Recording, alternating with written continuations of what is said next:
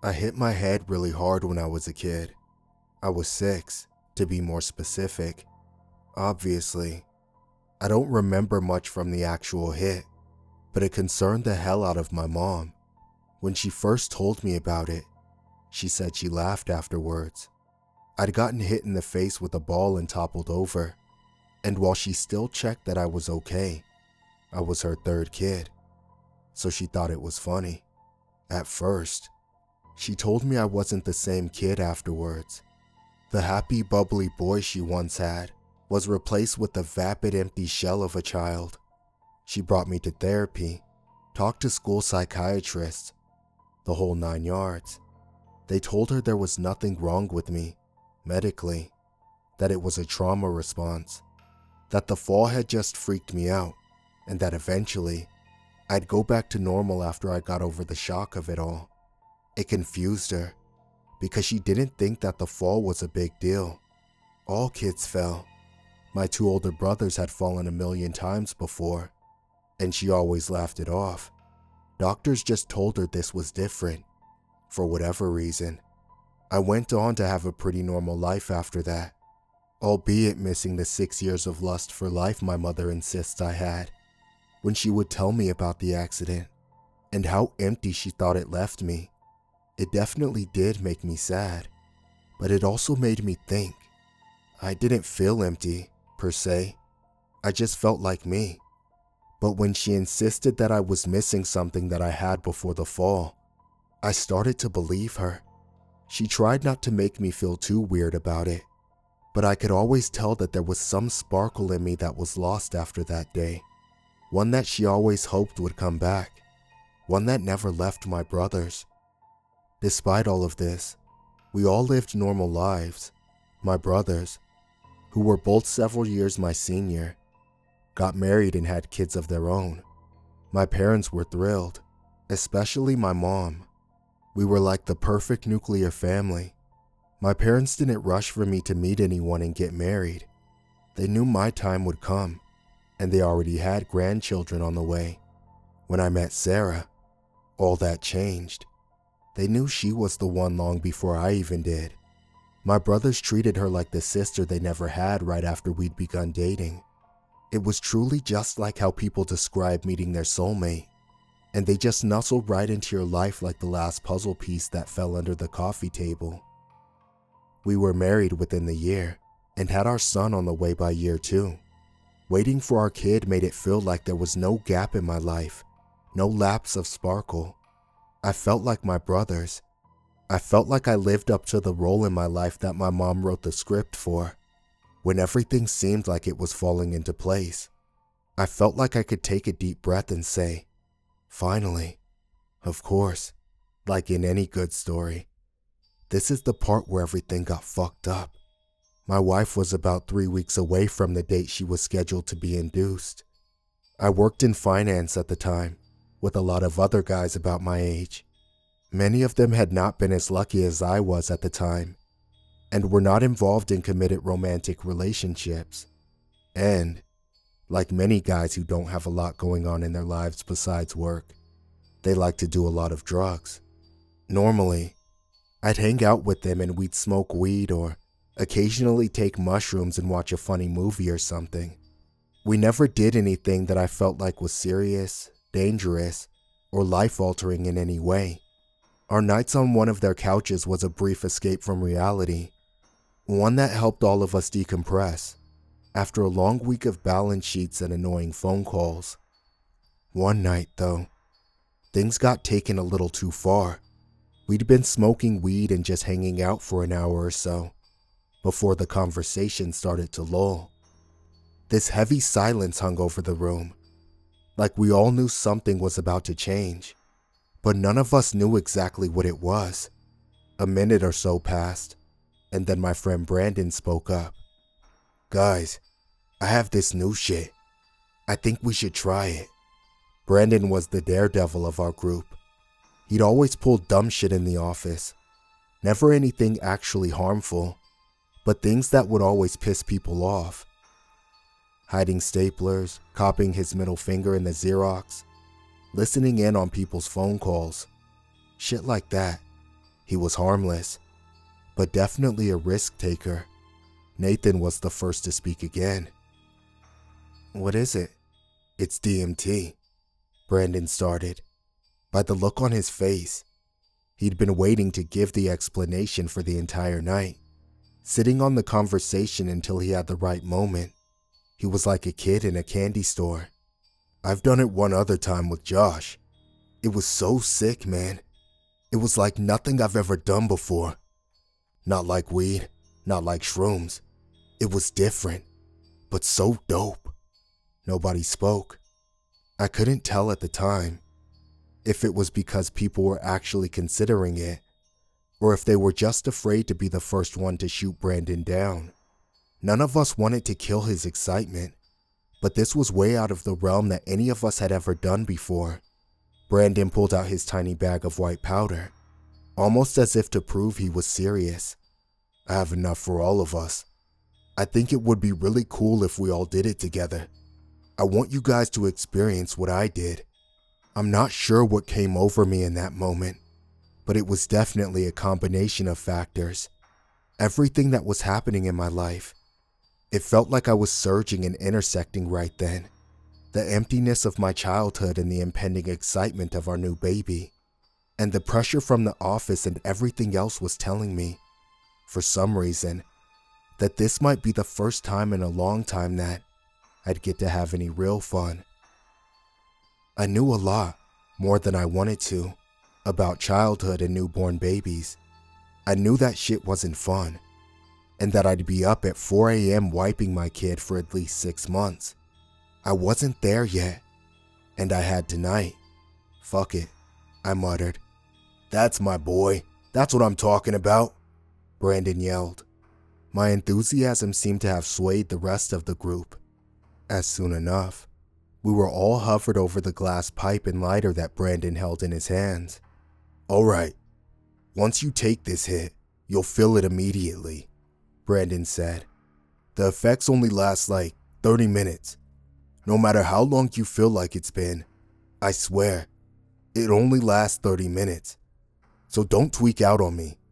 30 minutes, I thought. 30 minutes, then it'll be over, and I'll come back to real life. No big deal. It'll be a nice break, even if it feels longer. The pipe was passed to me first, assumedly because of my lack of inhibition. Brandon lit it for me. I took the hit, and shit, he was right. I flopped back on the couch, and I could already feel myself starting to trip. The living room started to twist and contort. The TV started to grow, swelling and purging as if it was full of water. My friends were all taking their hits of the pipe, but they were long gone by then, off in the distance, small, insignificant to the journey I was taking. The rest of the room started to spiral out of control, to the point where I couldn't orient myself on the couch anymore. I was positive that I wasn't moving, but it just felt like everything else around me was. I tried to put my hands down to feel the cushions around me, but I didn't want to look like a tweaker. I couldn't feel anything in the room anymore, and I had completely lost control. 30 minutes. 30 minutes. That's it. I closed my eyes, trying again to orient myself. Everything behind my eyelids just kept continuing to swirl, even in the darkness, even with nothing that could be swirled. It felt like vertigo to the 9th degree, except I was seeing and feeling it. Trying to keep my eyes closed was to no use, so I opened them. Everything instantly stopped spinning, and my eyes were met with bright fluorescent light. Everything was blurry, like when you first wake up in the morning and have to blink away the sleep. My vision adjusted. I was in a hospital. No, wait, I was in an operating room. I could hear the monitors beeping and the overwhelming hum of heavy medical machinery. I looked down at my feet. I was in scrubs somehow. Blue, thin, itchy scrubs with covers on my shoes and powdery latex gloves. In my right hand was a long scalpel. What the fuck was I doing here? From across the room, A blood-curdling scream erupted like an active volcano, one that only be accompanied by life-threatening agony. My wife, Sarah. My feet became bricks. I couldn't see who was lying on the table, but I was positive it was her. A pool of vomit bubbled in the back of my throat, every passing second threatening to come up to the surface. Doctors and nurses buzzed around the table like bees to their queen, but they were clearly waiting for someone, to intervene. As if they could hear my thoughts, they all turned to look at me with dead stares. Were they waiting for me? How the fuck did I have anything to do with this? I opened my mouth to speak, which is when I noticed it was covered by multiple surgical masks. Sound echoed through my lungs but was halted by the lump in my throat. One of the nurses briefly stepped forward and grabbed me by my wrist, pulling me toward the table where they made a gap in their hive. Sarah laid sprawled out on the table, crying out in pain. Tears streamed down her face and blood pooled underneath her frail body. It was unlike any operating table I'd ever seen, as she was fully awake and clearly on no painkillers. "Honey, please, help me," she pleaded, grabbing my hand. "You have to get him out." I looked down at my right hand, which still clutched the scalpel tightly. None of this is real, I thought. 30 minutes. That's all it takes, and this will all be over. It's a hallucination, a fallacy. I drove the scalpel hard into her bloated stomach and dragged the blade across her abdomen. The urgency of the situation was not lost on me, but I still had no clue what I was doing. A dozen or so doctors and nurses stood around the table silently, blankly watching the massacre. Blood gushed from the wound. She shrieked louder and more painfully than before. I dug my gloved hands into the gash and began to pull before she passed out from the pain. Warm liquid swam around my fingers, like I just reached my hand into a massive pot of soup. I began to pull at the meaty engorged pieces of flesh, slapping them wetly on the operating table. I had to find our son, if nothing else. After a few moments, I found my wife's uterus and sliced it clear open. Through the blood and fluid, I spotted 5 little fingers on a tiny hand. I grabbed the hand and ripped it from its host, freeing my son from the prison that had trapped both him and my wife. Sarah's face looked cold and white, stuck in a permanent state of shock and agony. Her jaw slack and her eyes glazed. I stepped back from the table.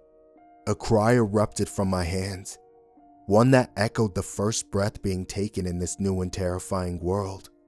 I held my son up to the light, allowing myself to take the first breath I think I had taken in 5 minutes. He looked down at me with wide eyes. He had no skin. Even through the fluids of his birth, I could see every inch of his flesh, from head to toe, was completely exposed. The whites of his eyes stood stark against his crimson pulsating muscle. His newborn cries were not those of confusion, but of pure agony. The room, once again, began to swirl and twist with a violent force. 30 minutes. It has to have been 30 minutes. The blue of my scrubs, the white tile of the floor, and the gray in the ceiling started to all blend together into one sickening spiral. I felt the vomit that sank behind my ribcage rise up again. The edges of my vision began to fade, and I could only see directly in front of me, at the sickening skinless little boy. How the fuck has it not been 30 minutes? I fell back directly into the floor, smashing the back of my head into the tile. Everything went completely black. The next thing I heard was a voice in the distance, somewhere very far away. It was faint, but it was beckoning me, calling me, asking me to come closer. I followed the voice through the darkness. "Are you all right?" My eyes snapped to focus. I could feel the hot sun on my back and the grass pressed against my face. Ambient sounds of summer birds, and off in the distance, voices of children centered my ears in reality. I was on the ground, outside, in the grass. "Honey, are you okay?" "Mom?" It was my mom talking. There was a gentle, soft hand on my back. I picked up my head and looked toward the sky. "Oh my gosh, you had me worried there for a second. I thought I was going to have to call the ambulance or something." She laughed a nonchalant sigh of relief. She looked so young. Her mostly brown hair draped around her face in soft curls. She had no wrinkles and her smile lines disappeared. I only remember seeing her like this in photographs. "One of the bigger kids over there threw a ball, and it hit you in the head, honey." She stroked my hair gingerly. "I'm sorry. I know that must have kind of freaked you out. You were out for about a minute or so." What the fuck? What the fuck was going on? Brandon swore this shit wouldn't last more than 30 minutes. This was way longer than 30 minutes. Something was seriously wrong. "Let's get in the car and go home," my mother added. "It's been a long day and I think that's enough." She grabbed my hand, which was scarily small. It was closer to the size of the hands of my newborn than the hands I remembered having. I stood up on my feet, and I only came to her waist. I was 6. I was somehow 6 again. At the park, during what my mom would later call one of the worst times of her life. The day that made me empty. I couldn't believe it. I went home with her, and the day went on exactly how I had remembered it. And everything in our home, and my childhood bedroom, was left exactly how it had been when I was a kid. Untouched. For a moment, I was happy. I thought I could change things. I thought the DMT was making me relive one of my worst moments in my life, in order to make it better. Make myself less empty. Give myself my spark back. I thought I was being given a second chance. I stopped being thankful once the day ended, and I went to sleep in my childhood bed, my parents tucking me in and reading me a bedtime story.